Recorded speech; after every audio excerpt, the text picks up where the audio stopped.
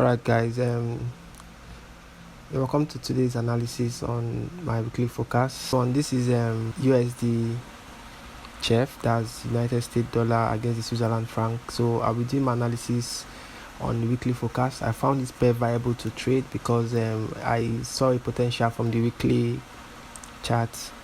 So if you look at the weekly chart, this is our weekly chart we're in now. So this is what I do normally. You can check my previous video, you see how I do my strategy. It's more of a top-down analysis. I go from the higher time frame, I see where the general market is going to, and then I come down to the smaller time frame to execute the trade and see the where we can spot the demand and supply that can push the market to that same direction.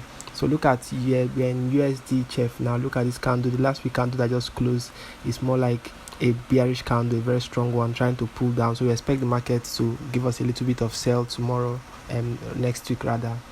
So but before we do that, you can spot the levels. I had to bring out the levels in the market. This is the highest level. You can see the monthly resistance there.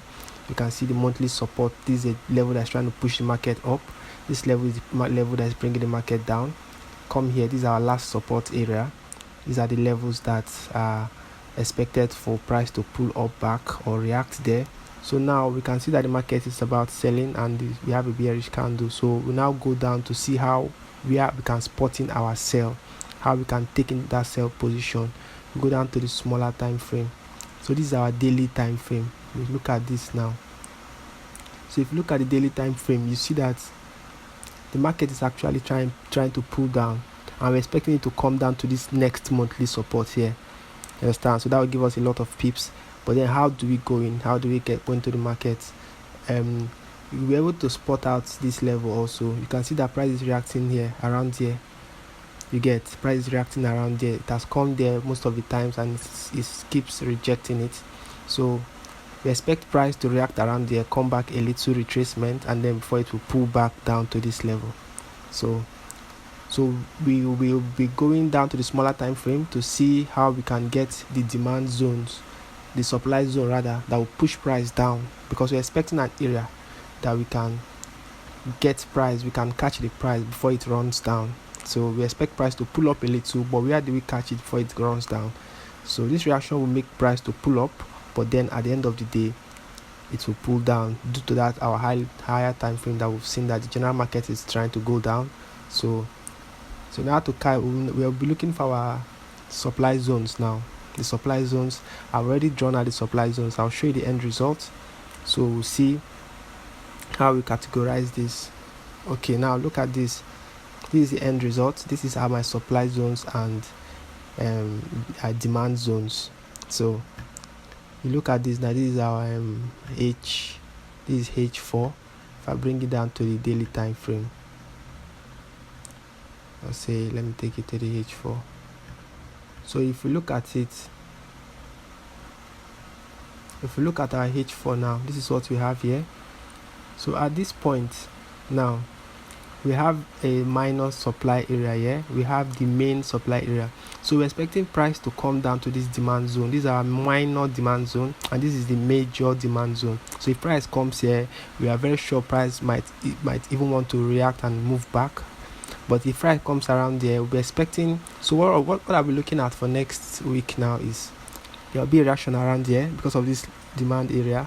So price might eventually come into this box again, and then before it pulls down. So we have these two areas we are aiming for next week. These two areas here now, before price will run down to this point.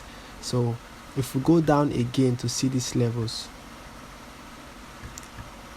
if I would have to show you, this is our H1.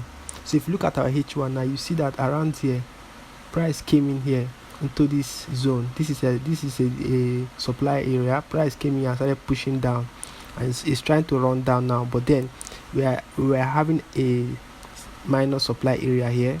So we expect price to react down around there, that our demand zone, which is here, this demand zone here. So we expect this price now to react down here, come in here. This is where we spotted the minor supply. You can see that point, price started pushing down a little. So price could come here, react and pull down to that spot we're waiting for, or price might decide to reject here and pull with a strong momentum up here to test this level before it will start dropping down. So that is what we're looking at for next week. These are the reactions we'll be waiting for. So we are hoping to sell Usdchf for next week, but then we'll wait for price to come to these zones. These are major supply and minor supply, either of them, before we take. But if it comes to our major supply, which is around here, then that will be very good for us. The price should come into this area, our major supply, that will be very good for us. But if it's at the minor supply, eventually we see a good price reaction, we can still take it. Yeah.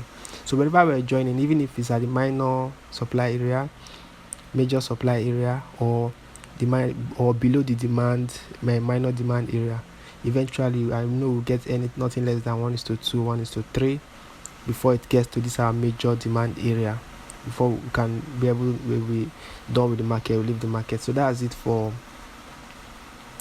Usdchf. So this is the whole setup. It's clear, you can see it. So that's why I had to draw this box. You can see this box, that is where price is running into, trying, it couldn't break out from that box. This is just a manipulation to take people out, you get. So but this is the actual box where price is ranging at.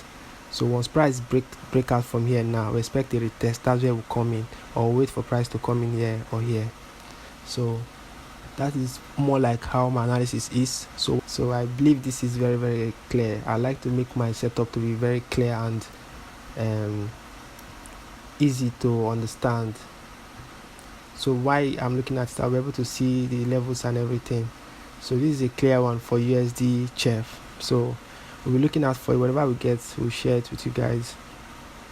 All right, we also have Nzdchf on the same thing, the same kind of movement, although we expect New Zealand to pull down a little bit against CHF, which is the New Zealand dollar against Switzerland franc. We expect it to pull down.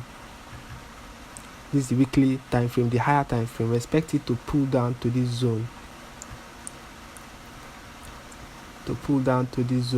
by next week, you get. So but before it pulls down there, to always make a retracement, you can, if you go from the lower time frame now, which is the D1, you see now, you can see this, that the price is already trying to run. It's trying to pull down to this area now, trying to come down here. This is where it will test and then look, maybe try to reverse or something. So we expect this to also pull down to this area, but I believe it will react, come back to somewhere around here, because we have a demand, we have a supply zone around here, you get. So if you want to see the my overall structure, this is it. This is my overall structure for the New Zealand CHF.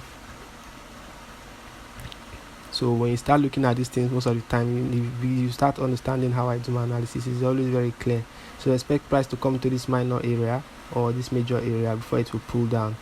So we're expecting the price to come here. At this point, we'll be leaving the market because this is a demand region. Probably price might revise at this level. So that is it for this week. So we anticipate for something good. I urge you to like, share, and subscribe also, so we can be having similar content whenever I drop them.